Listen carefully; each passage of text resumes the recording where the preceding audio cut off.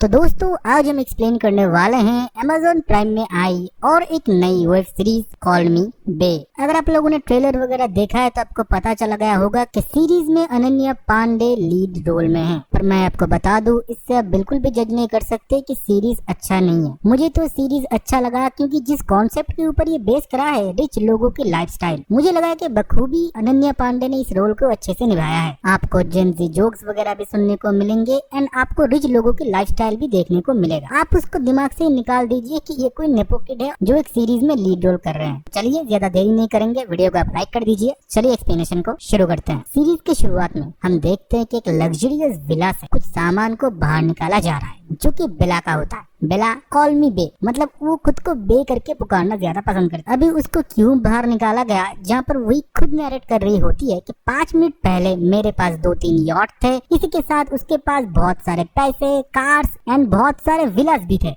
But 5 minute बाद आज वो घर से बाहर आ चुकी है। उसके पति ने उसको धक्के मार के नहीं, वो उसको बस ऐसे ही जाने के लिए बोल देती है क्योंकि वो खुद भी बहुत रिच है और उसे धक्के मार के कोई नहीं निकाल सकता। बातों पे लॉजिक तो है। तभी हम देखते हैं कि बारिश होता है, इसी के साथ थोड़ा इमोशनल बीजीएम तो बचता है, जहाँ पर काइंड ऑफ लाचार बनने की इधर सीन दिखाया जाता है कि उसके पास कोई सुविधा नहीं है पर हाथ में गुची प्राडा का बैग जरूर है। सो कॉल्ड अमीर लोग, भाई ये रोते भी हो तो डॉलर से अपने आंखों के आंसू पोंछते हैं। फिर हम देखते हैं कि वो अपने भाई समर को कॉल करती है पर उसका भाई कॉल नहीं उठाता। फिर हमको उसका फ्लैशबैक दिखाया जाता है जहाँ पर हम देखते हैं कि बेला छोटी होती है, जहाँ पर उसके मम्मी पापा उसे देख रहे होते हैं। उसके पापा कुछ अमीर नाम चाहते थे, इसलिए उन्होंने बेला नाम रख दिया। वो लोग जब राजस्थान से दिल्ली में शिफ्ट हुए थे तो दिल्ली के सबसे अमीर लोगों में इनकी गिनती होती थी, लाइक ए रॉयल फैमिली। और इनके फैमिली का नाम सुन के आप लोग शॉक हो जाएंगे, house of Gucci, like such A royal family. Sameer और बेला एक दूसरे के करीब थे पर टोटली ऑपोजिट। समीर को पसंद था बिजनेस, वायलेंस, ये सब कुछ, और बेला को सुंदर दिखना पसंद था। उसके पास सिर्फ 3 चीज थे,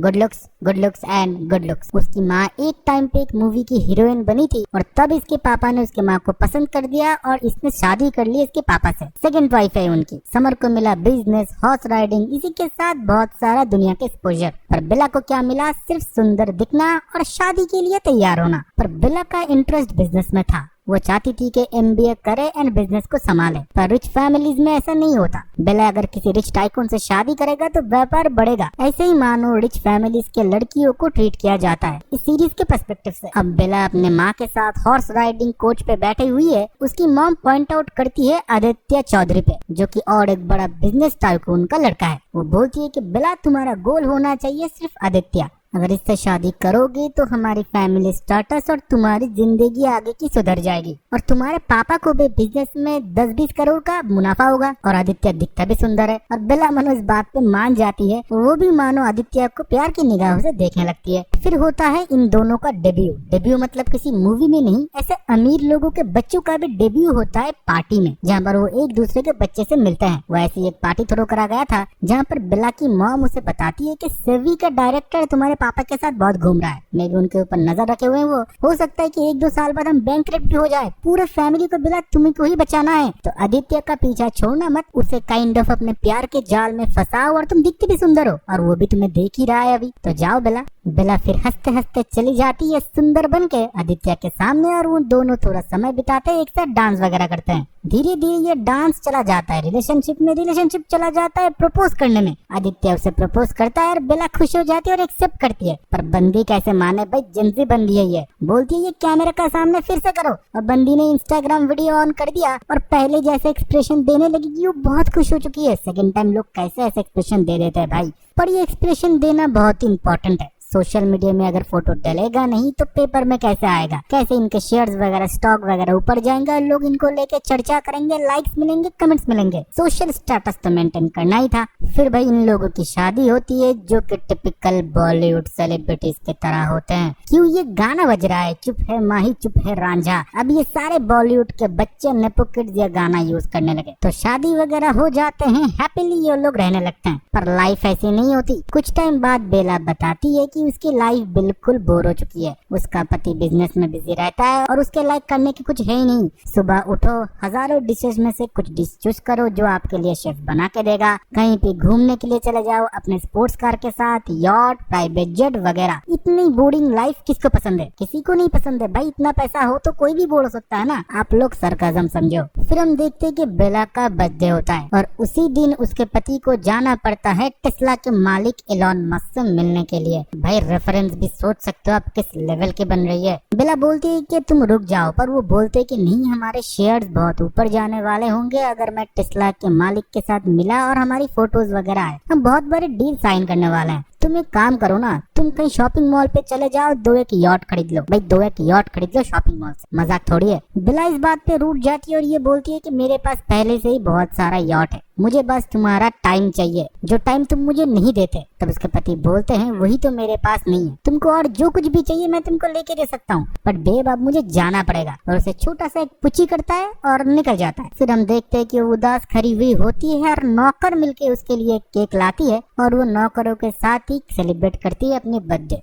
बेला का हार्ट बहुत ही सॉफ्ट कॉर्नर है, हर एक लोगों के लिए वो समान भावना रखती है। फिर वो यॉट वगैरह शॉपिंग करती है, गुच्ची, एलवी, प्राडा से कुछ बैग्स वगैरह खरीदती है और बंदी ने अपने बैग्स का लिटरली नाम भी रख लिया है। भैया मैं नहीं बोल सकता क्योंकि नाम ही इतने अजीब है कि मैं एक्सप्लेन नहीं कर पाऊंगा। और ये सारे फोटोज वो इंस्टाग्राम पे टाइम टू टाइम डालती है, एक बड़ा सा स्माइल और साथ में अच्छा सा कैप्शन कि लोगों को लगे कि बेला बहुत ही खुश है। वो सोचती है कि जिम ज्वाइन करे। वो जिम तो ज्वाइन करती है और उधर उसे मिलती है प्रिंस, जो कि दिखने में बहुत ही सुंदर होता है, ऊपर से डोले शोले और सेंस ऑफ ह्यूमर भी बहुत ही तगड़ा होता है बंदे का। बेला की वो तारीफ करता ही जाता है और बेला मन अपने पति से जो उसको नहीं मिला इसके अंदर ढूंढने लगता है। फिर दोनों में हो जाता है थोड़ा सा कनेक्शन और थोड़ा सा स्पार्क और दोनों के लिप्स एक साथ मिल जाते हैं। प्रिंस के पास पैसा नहीं था, वो सिर्फ एक जिम ट्रेनर है और उसका सपना है कि अपना एक जिम खोले, पर बेला के पास बहुत पैसा था। प्रिंस सिर्फ नाम का ही प्रिंस है, वो कोई प्रिंस चार्ल्स नहीं है, पर बेला सिर्फ नाम का बेला नहीं है, इसके पास पैसा भी है। तो ये अफेयर सबसे छुपा के करने लगते हैं।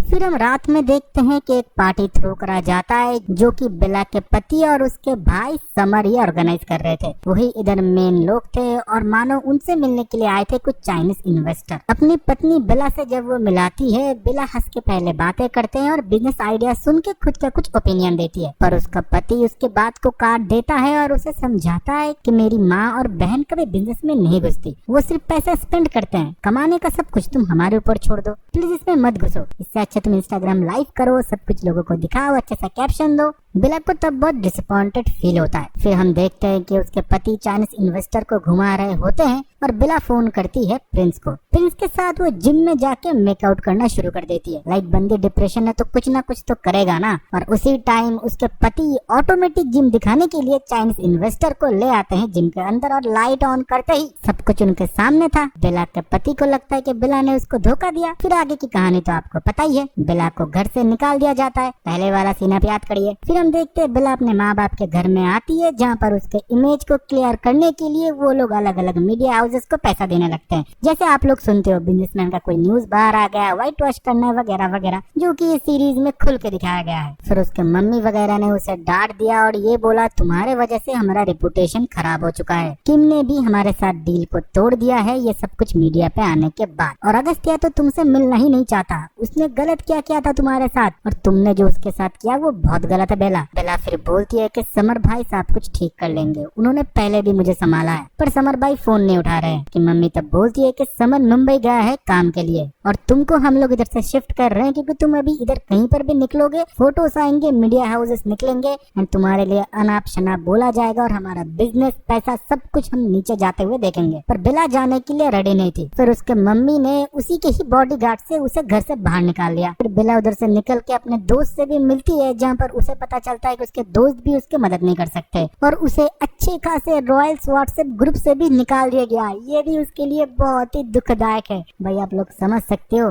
कोई ग्रुप से निकल जाना भी आपके लिए इतना दुखदायक हो सकता है। ये जिंदगी होती है जो बहुत अमीर होते हैं। थक हार के बेला अपने गुच्ची प्राडा के बैग को लेके सड़क किराने बैठ जाती है कि आगे वो क्या करेगी। तभी उसके पास प्रिंस का कॉल आता है। वो बोलता है तुम मेरे साथ आके रह सकते हो। तभी बेला उसे बताती है कि ऐसा मैं नहीं कर सकता। तुम्हारा सपना है कि तुम आगे जाके जिम खोलोगे। अगर मेरे फैमिली को पता चला तो वो तुम्हारे बिजनेस को भी खत्म कर देंगे और तुम्हें भी आगे प्रॉब्लम हो सकता है। इस चीज से हमको पता लगता है कि बेला दिल की तो अच्छी है, वो प्रिंस का खराब नहीं चाहती। वो नहीं चाहती कि उसके वजह से प्रिंस का कोई नुकसान हो। वो चाहती तो प्रिंस के पास अभी जा सकती थी क्योंकि उसको अभी एक इमोशनल सपोर्ट की जरूरत थी। फिर हम देखते हैं बेला इमोशनल होती है और अपने दोस्त के गाड़ी में बैठ के अकेली वो शैंपेन पी रही होती है और रोती रहती है। तभी आती है पुलिस और उसे पकड़ लेते हैं और उसे बोलते हैं कि गाड़ी का पेपर्स दिखाओ। और गाड़ी भी था अच्छा खासा लग्जरी। बेला बोल देती है कि गाड़ी तो मेरा नहीं है। फिर वो बोलते हैं कि ठीक है पुलिस स्टेशन चलो। बेला बोलती है रहने के लिए मिलेगा। तो पुलिस ऑफिसर बोलते हैं कि रहने के लिए नहीं मिलेगा, आपसे चालान लेके आपको छोड़ दिया जाए। वो पहुंचती है पुलिस स्टेशन और बेंच में एक साइड में एक पागल औरत था और एक साइड में एक आदमी था जिसने अपने वाइफ को पीटा है। और उन दोनों में से आ रहा था अच्छा खासा बांस, जहाँ पर बेला अपना एक महंगा परफ्यूम निकालती है और अपने ऊपर छिड़क देती है और एक पागल औरत को भी देती है कि आप भी लगा लो। पर वो औरत उस परफ्यूम को खोल के पीने लगती है। बेला फिर उससे वो ले लेती है। फिर वो सुनती है उस आदमी की कहानी जिसने बोला कि मेरी वाइफ मेरे ऊपर चीट कर रहा था, इसलिए मैंने जब उसे पीटा उसी ने मुझको घर से बाहर निकाल दिया और पुलिस केस डाल दिया। फिर पुलिस ऑफिसर आते हैं और बोलते हैं हाँ मैम आपका क्या करना है, आपका 10,000 का फाइन लगता है। तब वो आदमी बोलता है साहब मुझको छोड़ दो। पुलिस ऑफिसर बोलता है तुम्हारा 5,000 का लगेगा। पर बेला का पास सिर्फ 5,000 था। वो बोलता है ठीक है ये 5,000 आप ले लीजिए, इस आदमी को आप छोड़ दीजिए। धोखे की वजह से बहुत कुछ खराब होता है, मैं नहीं चाहता कि ये जेल में रहे। इतनी काइंड हार्टेड थी हमारी बेला और बोलती है कि आप हमारे दोस्त की गाड़ी रख लीजिए, कल मैं किसी को भेज दूंगा, आपको 10,000 रुपए दे देंगे। बेला फिर उधर से बाहर निकलती है और वो बाहर देखती है एक बिलबोर्ड जहाँ पर मुंबई जाने की फ्लाइट के बारे में कुछ ऑफर वगैरह दिया हुआ है। उसे लगता है कि वो अपने समर भाई से मुंबई जाके खुद मिलेगी और सारा प्रॉब्लम ठीक होगा। और इसके बारे में वो इंस्टाग्राम में भी नहीं डालती तो किसी को पता भी नहीं चलता कि बेला आ रही है मुंबई में। फिर बेला पहुंचती है मुंबई अपने रिजॉर्ट में। जाने के बाद वो अपने भाई के बारे में पूछती है पर वो लोग बताते हैं कि वो तो इधर रुके ही नहीं है। बेला बोलती है ठीक है वो आ जाएंगे, आप मुझे उनके साइड वाला ही रूम दे दो। बेला कार्ड से पेमेंट वगैरह कर देती है और अपने रूम में जाती है, एक छोटा सा बात लेती है। बात लेने के बाद वो जब अपने कमरे में जाती है वो सुनती है कि कोई तो चीख रहा होता है और कोई मैच देख रहा था। वो एक लड़की होती है जो मैच देखते देखते चीख रही होती है। बेला उसको जाके बोलती है कि तुम मेरे कमरे में क्या कर रहे हो और ये सच डिस्गस्टिंग थिंग है, तुम रूम सर्विस करने के लिए आए हो बट ऐसा बिहेवियर। तब वो लड़की बोलती है कि मैम आपके सारे कार्ड डिक्लाइन हो चुके हैं, आप एक रात के लिए भी इस होटल पे नहीं रुक सकते, भले ये आपका रिजॉर्ट हो और आपके फैमिली वाले ही सब कुछ ब्लॉक करा है। फिर बेला फिर बोलती है कि मेरे पास सिर्फ $100 है। वो लड़की तब बोलती है $100 में आप एक रात के लिए नहीं रुक सकते। पर बेला जिस बैग से $100 निकालती है वो गुच्ची का बैग होता है। वो लड़की बहुत एक्साइटेड हो जाती है और ये बोलती है ये बैग तो मैं बहुत पैसे बचा के खरीदने की सोच रहा था। बेला बस ऐसे ही उसे वो बैग गिफ्ट कर देती है और लाचार बनने की कोशिश करती है। तब वो लड़की बोलती है ठीक है आप एक रात के लिए सिर्फ आप हमारे स्वीट गेस्ट रूम पर रह सकते हो, बट सिर्फ एक रात के लिए। बेला फिर ये बात सुन के मान जाती है और गेस्ट रूम पे जाने के टाइम वो अपने समर भाई और अपने पति की आवाज सुनती है तो वो दूसरे कमरे में जाने की कोशिश करती है और जहाँ पर वो देखती है कि वो दोनों एक साथ है। समर भाई उसका कॉल नहीं उठा रहे थे और उधर अगस्त्य भी था जो कि उसके ऊपर अभी भी बहुत गुस्सा हुआ था। वो बोलता है कि तुमने ऐसे क्यों किया मेरे साथ, मेरा जो कुछ भी था वो तो तुम्हारा ही था। बेला तब बोलती है कि मैंने बोला था मुझे थोड़ा समय दो। बेला फिर उससे सॉरी बोलती है और समर भाई को भी उससे बोलने के लिए बोलते है कि वो मान जाए। समर तब बोलता है कि तुम्हारा बहुत कुछ मैंने छुपाया है और बहुत कुछ ठीक किया है, ये भी मैं कर देता। तुमको मैंने बोला था कि शहर से अभी थोड़ा दूर रहो, गेस्ट हाउस में रहो, इसलिए पूरा कार्ड्स वगैरह भी हमने डिक्लाइन करा है, पर तुम अपनी मर्जी की सुनते हो। फैमिली की रेपुटेशन के बारे में तुमको कुछ पड़ी नहीं है। अगर ये फैमिली तुम्हारे पीछे से हट जाए तुम क्या हो, तुम कुछ भी नहीं कर पाओगे। इस शहर में तुम एक दिन भी सरवाइव नहीं कर पाओगे। बेला को तब बहुत गुस्सा आता है। वो बोलती है कि मैं भी कुछ हूँ, मैं भी अपना ख्याल खुद रख सकती हूँ, मैं खुद इस शहर में पैसा कमाऊंगी और मैं अमीर होके दिखाऊंगी। अगस्त्य फिर भी बोलता है समर तुम उसके कार्ड को एक्टिव कर दो और कुछ नौकर चाकर और कुछ लोगों के साथ उसको भेज दो हमारे फार्म हाउस में, कुछ दिन तक उधर रहे, सब कुछ ठीक हो जाए फिर तुम घर चले जाना। पर बेला ये बात को नहीं सुनती और उसका एंगेजमेंट रिंग उसके हाथ में थमा देती है क्योंकि अगस्त्य को सिर्फ पैसा ही दिखता है कि पैसा से सब कुछ ठीक किया जा सकता है। बेला फिर उधर से निकल जाती है वही हाउसकीपिंग लड़की के साथ और बोलती है कि मुझे एक जगह रहने के लिए चाहिए और वो लड़की भी मान जाती है क्योंकि उसके पास भी कोई ऑप्शन नहीं था क्योंकि बेला ने उसको एक गुच्ची का बैग ऐसे ही दे दिया था। फिर उस गुची के बैग के एहसान तले उस लड़की को बेला को एक हॉस्टल दिलाना पड़ता है जहाँ पर ये सारे लोग एक साथ रहते हैं। खाना भी वो उधर ही खाते हैं, पर बेला के बहुत सारे नखरे थे। बंदी को ग्लूटेन फ्री खाना चाहिए था, अच्छा खाना चाहिए था जो कि शेफ प्रिपेयर करके दे, पर ऐसा तो उधर होने से रहा। फिर भी बेला सरवाइव करती है, पर हर एक मोमेंट का सेल्फी इंस्टाग्राम में डालना वो नहीं भूलती। फिर वो जॉब ढूंढने की कोशिश करती है, पर उसके लायक जॉब उसे मिल ही नहीं रही थी। उसको फैशन के अलग अलग चीजों के बारे में पता था, अच्छा खासा नॉलेज भी था, पर उसके परख कोई नहीं कर पा रहा था। और वो अपने दोस्त को ये भी बताती है कि मैं पहले एनिमल शेल्टर पे काम किया करती थी जब मैं बाहर के कंट्री में रहा करती थी। काम मत आप लोग ये मत सोचो कि पैसा कमाने के लिए, बंदी हॉबी के लिए करती थी, मतलब पेट लवर ही है। फिर उस दिन रात को एक पार्टी चल रहा था जहाँ पर बेला ने अच्छी खासी दारू पी लिया था। अभी सारे लोग एक न्यूज चैनल में एक डिबेट देख रहे होते हैं जहाँ पर एंकर एक नेपो किड को डांट लगा रहे थे कि वो ये करते वगैरह वगैरह अलग अलग तरीके से क्रिटिसाइज करने लगे। इस बात पे बेला भी अपनी ओपिनियन देने लगे जो कि थोड़ा एंटी था उस एंकर के लिए, और सब कुछ रिकॉर्ड हो जाता और यूट्यूब पे डाला जाता है। और अगले दिन बेला हो गई थी वायरल। फिर हम बेला को देखते हैं जो कि एक रिजॉर्ट में गई होती है अपने वही दोस्त के साथ। तभी हम देखते हैं एक मीडिया हाउस का मैनेजर जो कि अपने टैबलेट में उसी का ही वीडियो देख रहा होता है, मतलब जो कांड उस दिन रात को बेला ने किया था, और वो देखे जा रहा था। और बेला तब उधर से गुजर रही होती है। बेला को वो पुकारता है, उतनी देर में एक बच्चा आके उसको पूल में धक्का दे देता है और उसे नहीं आता था तैरना। बेला जब ये देखती है कि वो लड़का डूब रहा होता है, बेला खुद पानी में चली जाती है उसे बचाने के लिए। फिर उसे वो खड़ा करती है और बोलती है इतने से पानी में तुम नहीं डूबोगे, ये बच्चों के लिए है। वो लड़का तब बोलता है मुझे फोबिया है पानी से और मैं तैरना भी नहीं जानता, तुम मुझे आज मीडिया रूम में आके मिलो। बेला को तो पता नहीं था कि ये कौन था। उसके दोस्त तब उसे बताते हैं कि वो मीडिया कंपनी का बड़ा मैनेजर है। फिर हमको दिखाया जाता है टीआरपी मीडिया जहाँ पर वो लड़का नील जो कि पानी में गिरा था उसी के साथ सत्या सेन भी काम करते हैं। सत्या सेन इधर सबसे बड़ा एंकर है क्योंकि वो चटपटा न्यूज देता है और हिडन न्यूज को वो बाहर लाता है, पर सोर्सेस किसी को भी नहीं पता। वो अपने चैनल में टीआरपी बनाए रखने के लिए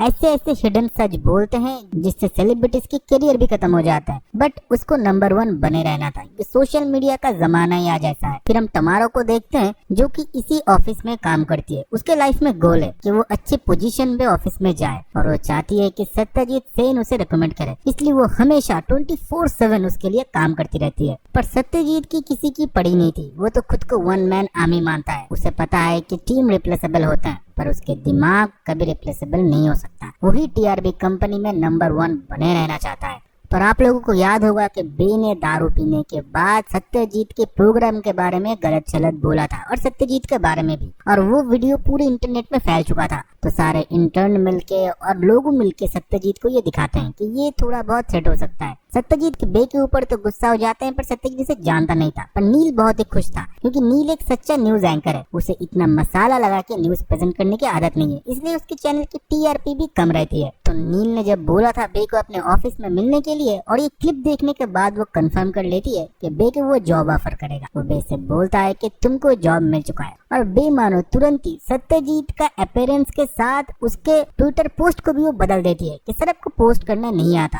आपको आज के जेनजी की तरह पोस्ट करना चाहिए। और थोड़ा बहुत पोस्टेज चेंज करने के बाद और हैशटैग लगाने के बाद मानो ट्वीट पे लाइक आने लगा और फॉलोअर्स भी बढ़ने लगे। फिर नील को असलियत में उसका पोटेंशियल समझ में आया और बोला कि तुम ठीक मेरे साथ ही इंटर्न बन के काम करोगे और कैसे हमारा चैनल भी अच्छा टीआरपी ले पाए उसकी कोशिश करोगे। जॉब ऑफर मिलने के बाद बे एक सेल्फी लेती है और इंस्टाग्राम पे अपलोड कर देती है। इस बंदी को भी जॉब चाहिए जो कि ऐसे न्यूज चैनल तुरंत खरीद सकती है, इसके पास इतना पैसा है। पर क्या स्ट्रगल दिखाना है ना आपको। तो अगले दिन जब वो ऑफिस में जाती है, टमारा उसको सबसे इंट्रोड्यूस कराती और बोलती है तुमको टीआरपी कंपनी में स्वागत है और तुम आज से इंटर्न हो नील सर की, पर तुमको हर एक जगह बॉस की सुननी पड़ेगी। इंटर्न सारे काम करते हैं। उसको हर जगह दिखाने के बाद वो लोग ले जाते हैं सत्यजीत के स्टूडियो पे, जहाँ पर सत्यजीत रेडी हो रहा था नेक्स्ट इंटरव्यू के लिए, जो कि एक हीरोइन का होती है। पहले तो सत्यजीत उस हीरोइन से मीठी मीठी बातें करते हैं, फिर बोलते हैं कि आपने ये फिल्म रिजेक्ट क्यों कर दिया, और धीरे धीरे वो मानो पोल खोलने लगता है कि आप प्रेग्नेंट हो, पर ये बात आपने छुपा के रखा। उसके फादर के इंडस्ट्री से है इसके बाहर। वो एक्ट्रेस बोलती है कि तुम ये लाइफ कट करो, पर वो नहीं करती। वो बोलते हैं कि मेरे पास प्रूफ भी है आपका प्रेगनेंसी टेस्ट का।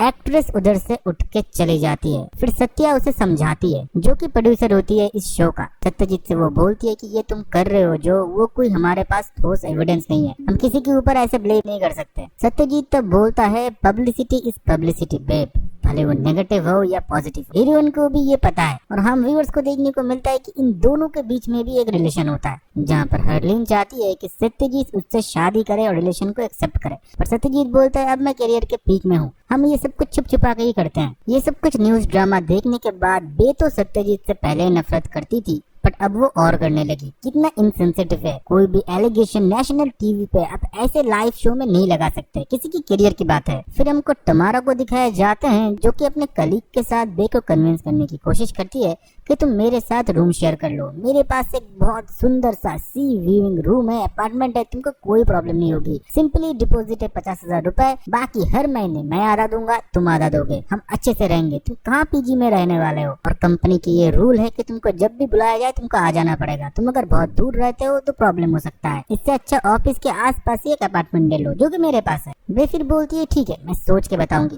और रात को हम देखते हैं कि सायरा और बे मिलकर गए थे एक पब में। वो दोनों उधर थोड़ा समय बिता रहे थे और बे को अपने दोस्तों के साथ सायरा मिला रही होती है। बे को तब अपने पुराने फ्लैशबैक को याद आ रहे थे, जहाँ पर समर भाई ने उसको बचाया था जब उसने एक वाइन की बोतल गम में एक होटल से उठा लिया था, वो फंस चुकी थी तब। तो वो सब कुछ याद करके वो थोड़ा रोने लगती है। वो ये भी सायरा को बोलती है तब सब कुछ होने के बावजूद भी मैं अकेला थी, मैं सिर्फ चीखती जाती थी, कोई मेरी बात सुनने को नहीं था, पैसे से सब कुछ नहीं खरीदा जा सकता। फिर हम देखते कि बे के फोन पे एक मैसेज आता है जो कि अनामिका करके एक अननोन नंबर था, उधर लिखा हुआ था I have a story, will you help me. फिर हम देखते कि सत्यजीत ने सही बोला था, bad publicity also a publicity, वो जो भी न्यूज देता है वो सेंसेशन बन जाते हैं। ट्विटर, इंस्टाग्राम, फेसबुक में बातें हो रही थी उस एक्ट्रेस के बारे में ही। दूसरी जगह हम नील को भी देखते जहाँ पर बे की इंस्ट्रक्शन के वजह से उसका चैनल और टीआरपी भी थोड़ा ग्रो कर रहा होता है। फिर हम देखते बे और नील एक पार्टी में जाते हैं एक बिजनेस टाइकून की न्यूज कवर करने के लिए, क्योंकि वो आज एक न्यू सिम कार्ड लॉन्च कर रहे हैं जो कि वुमेन के लिए बिल्कुल ही फ्री है। मुकुल चावला अपने पहले 5G सिम कार्ड के बारे में इंट्रोडक्शन दे रहे होते हैं, देश के कुछ वुमेन्स के प्रॉब्लम बताते हैं, इंटरनेट वगैरह के प्रॉब्लम बताते हैं। इसी के साथ ये भी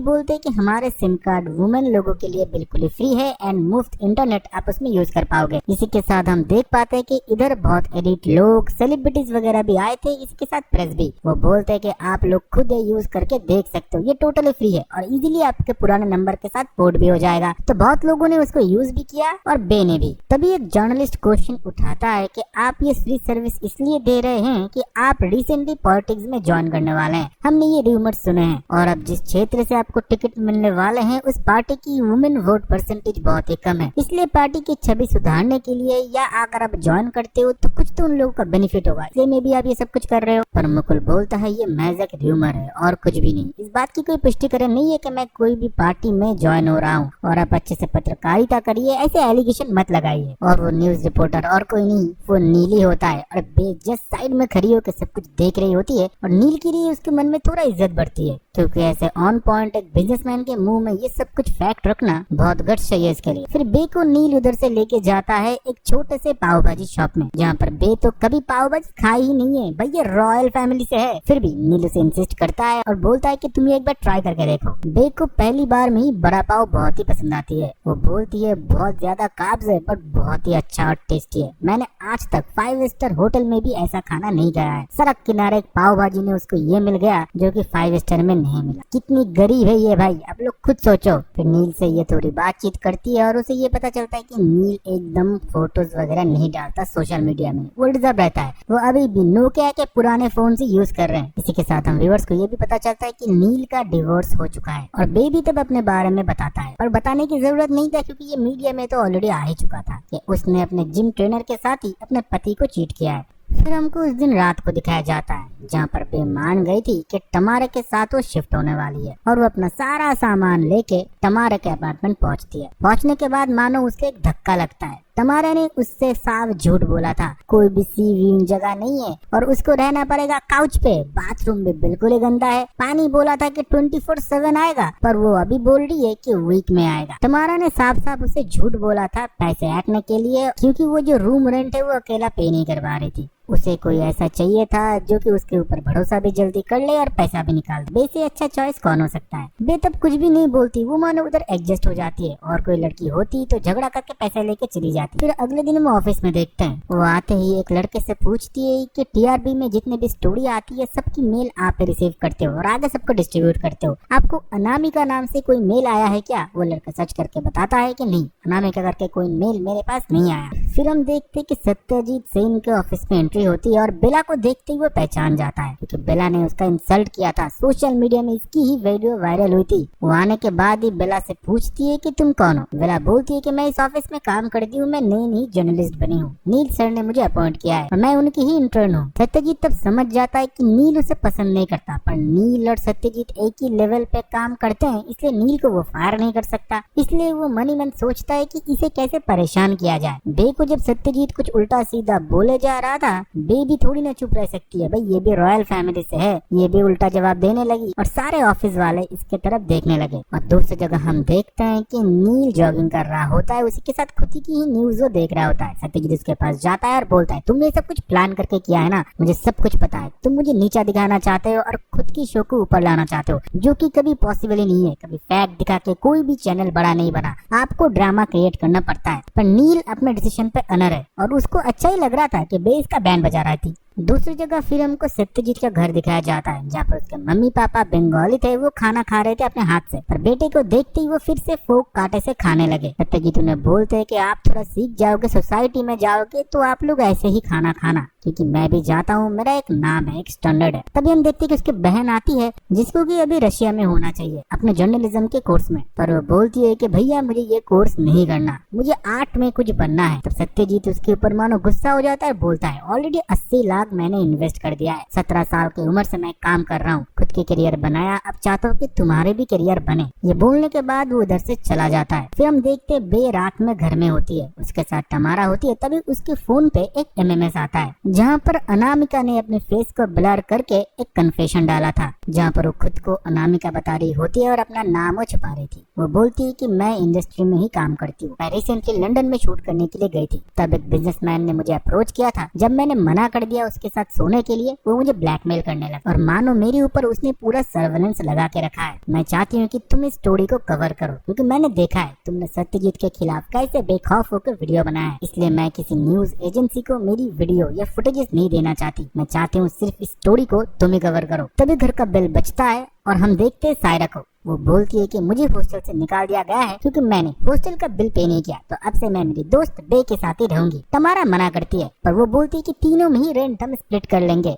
तमारा का फिर से अच्छा हो गया। फिर सायरा आके काउच पे बैठ गई और फिर से उस वीडियो को ऑन कर दिया। तभी फिर से बेल बजता है और हम प्रिंस को देखते हैं जो कि खबर लेके पहुंच चुका था कि बेला किधर है। बेला बोलती है कि तुमको ये तो पता है कि मेरे फैमिली के लोग तुमको ढूंढ रहे हैं, तुम्हारे करियर खा जाएंगे वो। तब प्रिंस बोलता है कि तुम्हारे साथ मैं फुटपाथ में रह जाऊंगा। और ये सुनने के बाद तमारा और सायरा मानो देखते जाता है, भाई ये बंदा कौन है, हेवन से आया है क्या। फिर वो चारों मिलकर उस एमएमएस को देखने लगते हैं। एमएमएस के आखिरी में वो लड़की बे से नाम बताती है कि जो बिजनेसमैन उसे ब्लैकमेल कर रहा है वो नाम और किसी का नहीं, वो होता है मुकुल चावला का। ये सुनने के बाद सारे के सारे शॉक हो जाते हैं, इतना बड़ा बिजनेस टाइकून और इसके पीछे ये सब कुछ कर रहा है। अभी इन लोगों को बस ढूंढना था कि असलियत में अनामिका कौन है, क्योंकि उसी के पास जाके और डिटेल पता चलेगा कि कैसे वो ब्लैकमेल कर रहा है और कौन से लड़की इस चीज में इन्वॉल्व है वगैरह वगैरह। तो सारी रात लगा के वो लोग पहले ढूंढते हैं कौन से एक्ट्रेस लंदन गए थे, लंदन में किन लोगों की शूट हुई थी। पर उनको पता चलता है कि लास्ट महीने सारे ही एक्टर्स ऑलमोस्ट वो लंदन गए थे। लंदन तो मानो अभी एक घर का आंगन हो चुका है। उसके अलावा बहुत सारे चीजों को वो सर्च करते हैं पर उनको कुछ ही ना मिल पाते हैं। और फिर हम देखते हैं कि अगले दिन बे ऑफिस में जा रही होती है और उस टाइम वो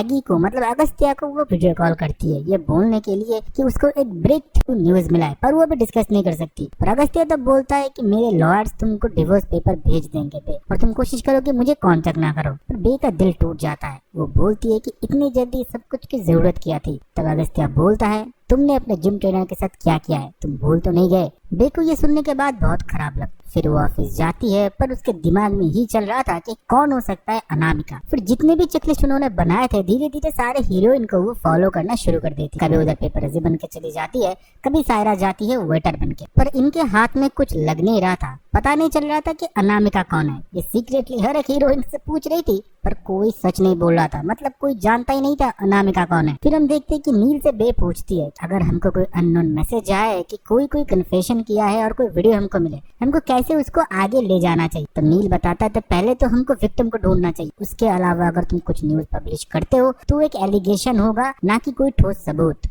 धीरे धीरे हम व्यूअर्स को देखने को मिलता है कि नील और बे करीब आने लगे थे और नील जब बे को अपने घर छोड़ता है और निकलते टाइम ये दोनों थोड़ा इंटीमेट हो जाते हैं और ये सब कुछ ऊपर प्रिंस देख रहा होता है, क्योंकि प्रिंस उन्हीं के घर में आता जाता रहता है और पास ही के अपने दोस्त के जिम में वो रह रहा होता है। और दूसरी जगह हम देखते हैं टमारा को, जो कि प्रिंस के जैकेट को हक कर रही होती है, मतलब वो प्रिंस के ऊपर सॉफ्ट कॉर्नर रखती है। बे और इन लोगों को जब कोई क्लू नहीं मिलता है, वो बहुत ढूंढने के बाद भी फिर से बे उस वीडियो को प्ले करती है और वो पीछे नोटिस करती है कि एक जैकेट पड़ा हुआ है जो कि मनीष मल्होत्रा के एक एक्सक्लूसिव कलेक्शन है, जो कि सिर्फ 7 लोगों के लिए ही बने थे। अगर उनके लिस्ट हमको मिल सकता है तो हमको पता चल जाएगा कि ये अनामिका असलियत में कौन है, पर किसके कांटेक्ट में मनीष मल्होत्रा हो सकता है। सायरा बोलती है कि ऑब्वियसली बे के कांटेक्ट में। बे तब बोलती है मैं नहीं कांटेक्ट कर पाऊंगी, मेरी माँ कर लेगी, पर मेरी माँ मिलेगी हॉटस्पॉट पे। और वो सायरा को अपने साथ लेके जाती है और उसके मॉम को देखने के बाद ही बेला तुरंत उनके पीछे भागती है, पर सायरा सट्टा लगाना शुरू कर देती है। बंदी को सट्टा का एकदम अच्छा खासा लत है, वो हमेशा जुआ खेलती रहती है, अपनी किस्मत बदलने की कोशिश करती है। तो बे को छोड़ के वो सट्टा खेलने लगी और बे खुद के मॉम से जब मिलने के लिए जाती है, उसके मॉम उसे पहचानने के लिए ही मना कर देते हैं। बे के थोड़ा बहुत प्रेशर बनाने पे वो बोलती है कि दूसरी जगह चलो। बे फिर उसे फिर से उस पाव भाजी के दुकान में लेके जाते हैं। जब पहली बार बे की हालत हुआ था, वो उसके मॉम की भी हालत हो चुकी थी। मॉम से वो एक फेवर मांगती है, मनीष के इस जैकेट का 7 लोगों का नाम मुझे चाहिए। उसकी माँ पहले मना कर देती है, पर उसकी बेटी मानो अपने माँ को कन्विंस कर लेती है। उधर से उसकी मॉम तब चली जाती है, ये बोलते हुए मैं सोचूंगी। फिर हम देखते हैं बे फिर से ऑफिस आती है, जहाँ पर हर्लीन उसे बुलाती है और बोलती है कि तुम एसएस के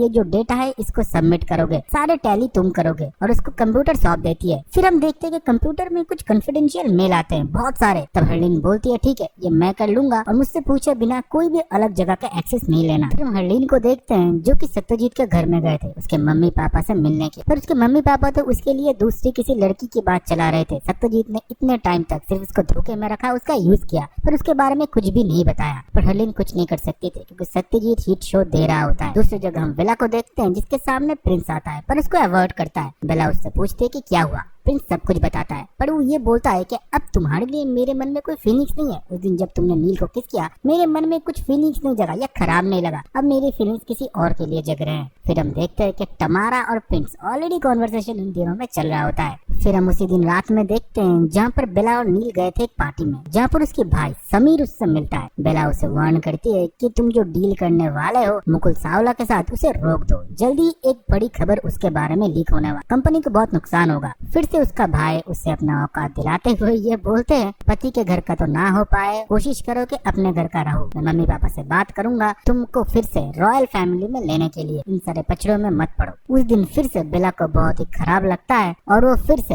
एक शराब का बोतल उठा लेता है और रास्ते में कुछ बवाल हो जाता है। तब कोई नहीं बचाने के लिए आता, वो किसी को कॉल भी नहीं करता। तब उधर हर्लीन आता है और उसे बचा लेता। फिर हमको देखने को मिलता है कि ऑफिस में बेला को एक पार्सल रिसीव होता है जो कि उसके मॉम ने भेजा है, एक अच्छी सी ड्रेस, क्योंकि उसके बेटी की ऐसा ड्रेस उसकी मॉम देख नहीं सकती। और उसी के साथ मनीष के उस लिमिटेड एडिशन जैकेट का 7 नेम जो कि उसने सेल किया था। 7 नेम को देखते हुए उधर सिर्फ एक ही एक्ट्रेस होती है जिसने अपना नाम बदल के अनामिका रखा था। बेला सिंपली उससे मिलने के लिए चली जाती है और उसको अनामिका करके पुकारती है और वो अपने कैरावन में उसे बुला लेती है। फिर अनामिका एमएमएस वाली पूरी घटना को बताती है और बोलती है कि मैं मेरे फेस को सामने नहीं रख पाऊंगा क्योंकि मेरे एंगेजमेंट में होने वाला है, मेरा करियर खत्म हो जाएगा। बेला फिर उसे हौसला देती है और बोलती है कि तुमको किस चीज के बारे में वो ब्लैकमेल कर रहा है। तब अनामिका बोलती है कि जब मैं 17 साल का था, नया नया मुंबई में आया था, पता नहीं था किसके साथ मिले किसके साथ काम करे, तो मैंने कुछ अश्लील वीडियो बनाए थे एक काम को पाने के लिए, और वही अश्लील वीडियो के सारे कैसेट तो मैंने खरीद लिए थे, पर एक कैसेट मुकुल के पास है जो कि हर दिन मुझे 10 सेकंड का क्लिप भेजता है और बोलता है मेरे साथ सोओगे नहीं तो ये वीडियो मैं इंटरनेट पे वायरल कर दूंगा। बेला उसे हौसला देती है कि मैं कुछ न कुछ जरूर करूंगी, पर तुम भी रेडी रहना, अगर कन्फेशन करना पड़े, ऐसे लोगों को सामने लाना पड़े तो वो तुम्हारे लिए अच्छा है। रोज रोज घुट के मरने से अच्छा है एक बार में सब कुछ कन्फेस कर दो, वो भी जले, जो टॉर्चर तुम सह रहे हो वो भी सहे। प्रिंस जिम के साथ हैकिंग भी करता है, वो बोलता है कि मुझे फिर भी लैपटॉप पर पासवर्ड तो जरूर चाहिए होगा कुछ भी डेटा रिट्रीव करने के लिए। तभी सायरा बेला बोलती है तुमको पता नहीं है कि हमारे होटल के साथ इनका टाई अप है, कल उनके बेटी का बर्थडे है, सारे लोग घर में रहेंगे, थोड़ा बिजी रहेंगे, हम अगर कैसे भी उधर घुस जाते हैं और लैपटॉप भी उठा लेते हैं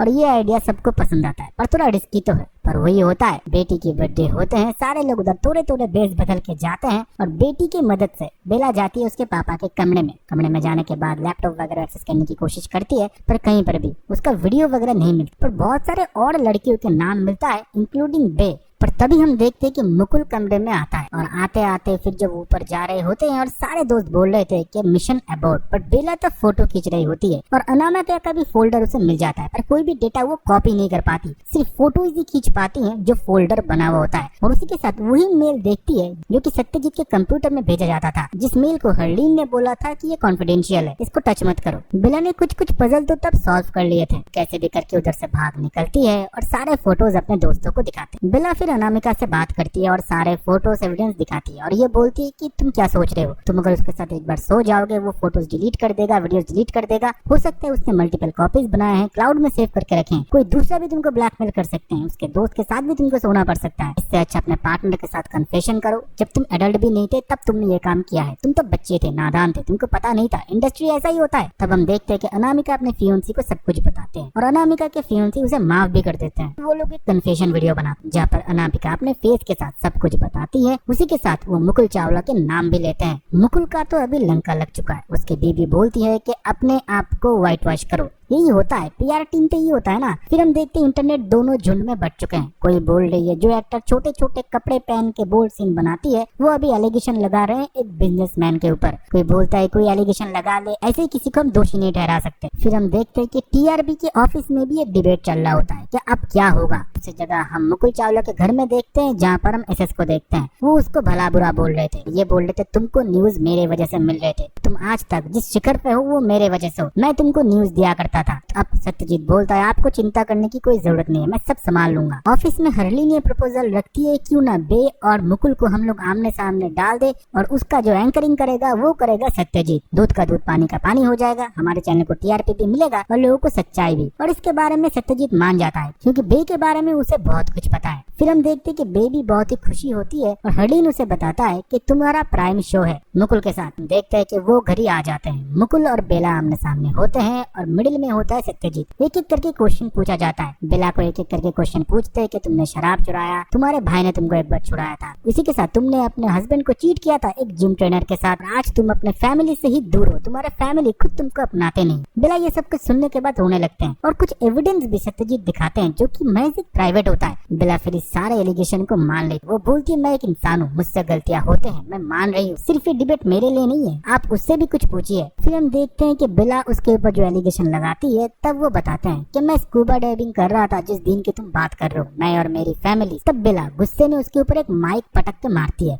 पर वो माइक पकड़ नहीं पाता। तब बेला बोलती है वो माइक नहीं पकड़ पा रहा। तब सत्यजीत बोलता है आप वायलेंस पे उतर आए। तब बेला बोलती है जो बंदा माइक नहीं पकड़ पाते, अपने बच्चे को गोद में नहीं उठा पाते, करीबन 2.5 साल से आपके लेफ्ट हैंड पे थोड़ा प्रॉब्लम है, वो स्कूबा डाइविंग अपने आप से नहीं कर पाए। और आप लोग सोच रहे होंगे कि मैं कैसे बोल रहा हूँ, क्योंकि मैं एक स्कूबा डाइविंग चैंपियन हूँ। फिर धीरे धीरे बेला पोल खोलना शुरू कर दी। वो बोलती है इन्होंने जो एक सिम कार्ड लॉन्च किया है जो कि सिर्फ वुमेन के लिए फ्री है, और उसी के साथ वो हमेशा फंक्शन में बड़े बड़े celebrities, entrepreneur, businessman, news anchors को वो इनवाइट करते हैं और उनको अपना फ्री सिम और इंटरनेट ऑफर करते हैं, और वो सिम कार्ड सबके डेटा को ट्रैक करते हैं और एप्लीकेशन को भी। रिसेंटली आप लोगों ने न्यूज देखा था, सत्यजीत ने प्राइम टाइम में नैना तलवार का एक न्यूज सबके सामने रखा कि वो प्रेग्नेंट है। उसको कैसे पता चला? क्योंकि ये सिम कार्ड प्राइवेट मैसेजेस को भी पढ़ते हैं जो कि वो अपने सीक्रेट हस्बैंड के साथ कर रहे होते हैं। सत्यजीत ने मुकुल के साथ यही डील किया था कि मैं तुम्हारे इमेज को हमेशा मीडिया में वाइट रखूंगा क्योंकि मैं नंबर 1 एंकर हूँ और तुम मुझे मसाला न्यूज देते जाना जो कि बहुत ही प्राइवेट होते हैं। और मैं आपको ये भी बताना चाहता हूँ ये लोग मेरे ऊपर भी सर्विलेंस बिठाए थे क्योंकि इनके कंप्यूटर पे मेरा भी एक फोल्डर बना हुआ है। फिर बेला सारे स्क्रीनशॉट को प्ले करने के लिए बोलते हैं, सत्यजीत मना करता है और शो को बंद करने के लिए बोलता है, पर हरलीन वो प्ले कर देते हैं। हरलीन को भी अपना बदला मिल चुका था और बेला बोलती है आप चाहो तो इसके अंदर क्या है ये भी हम सब कुछ दिखा सकते हैं, पर उनके पास कुछ था नहीं, सिर्फ स्क्रीनशॉट्स ही थे। बेला बस एक चांस ले रही थी, पर सत्यजीत और बिजनेसमैन में ही उधर से निकल जाते हैं और सब कुछ प्रूफ हो जाता है। फिर हम देखते हैं कि बेला को उसके सारे दोस्त चीयर अप कर रहे थे, फैमिली मेंबर भी और अगस्त्या भी।